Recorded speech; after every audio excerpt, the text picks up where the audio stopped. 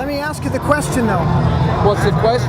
If you died today, where do you think you would go? Heaven or hell? I don't know. That is a really good question. Do you mind if I record this? Sure, go ahead. What's your name? Jim Gilbert. Jim, I'm Steve. Hi, Steve. Yeah, hand left. Hi. Where do you think you would go? I think that it's hard to imagine what is going to happen when we die. I mean, if you look at the Buddhist beliefs that there's a potential for us to come back again in a human form after many, many reincarnations of other forms, that's an interesting aspect, and maybe that's something about a soul that lives on in the human. But I think when you talk about heaven in the sky where we're floating in clouds and all flying around with wings on our back, I mean that's really not very deep. That's more mystical. I think we have to be. We can think about those ideas and where we'll go, but they're pretty possible things to imagine. And I don't really know the answer, but I do believe that there is a soul connected with each of us.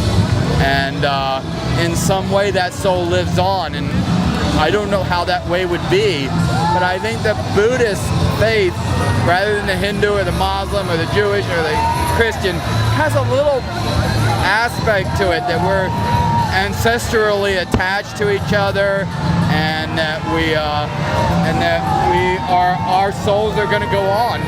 Maybe we'll come back in 100 forms as a different species of animal, and then finally return as a human again. I mean, those are far-fetched concepts, and we probably think they're ridiculous. But if you had only two choices, heaven or hell, where do you think you would go? I don't really know. I think most people think that hell might be a lot more fun, but I have no idea. Let's find out. Are you a good person? Yeah, I'm a very good person. Do you think you've kept the 10 Commandments? I don't know, but I think I might be up for sainthood because I give 30 people affordable housing in San Diego. I own 8 homes and I rent out rooms. So 30 people that are young people are surviving in San Diego because I'm the only person there giving affordable housing. My rooms rent for $380 plus utilities, so they're living on like $430 a month. They would have to have 200 more a month to survive, and a lot of them don't. Believe it or not, they crash and burn if one little thing happens health-wise or car-wise or job-wise. So I even have to have them leave and go to the streets. So I don't know. I mean, I think of myself as a good person. I don't try to harm anybody else. And I know the biggest problem when you start using religion to divide us and teach us who to disrespect is the murdering that's going on in the world of gay people everywhere. Have you ever told a lie? Oh, I imagine I have. What would that make you? The 9th commandment says you shall not lie. Have you ever told a lie? I don't know. I think when I tell a lie, it's probably to be good to another person. I understand, but even if you tell a lie that's good for another person, what does that make you?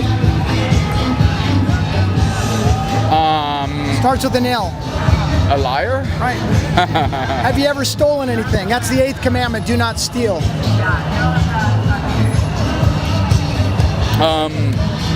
Even when you were a kid? Sure. Oh yeah, when I was a kid I did. What does that make you? Makes me a thief. 2 more. Have you ever used God's name in vain? Oh, probably. Sure. That's I mean, there's a lot of animosity towards God in the gay community because they see people, perpetuating, bigotry, and they're using the Bible to do that. And when you do that, then this conversation has nothing to do with you being gay. Okay, I'll let you off the hook on that one. It has nothing to do with that. All right. So let me ask you. You know what it's called if you misuse God's name? What? Blasphemy. Right. It's taking God's name, using it as a cuss word. One more. Jesus said that even if you look with lust, you've committed adultery already in your heart. Have you ever done that?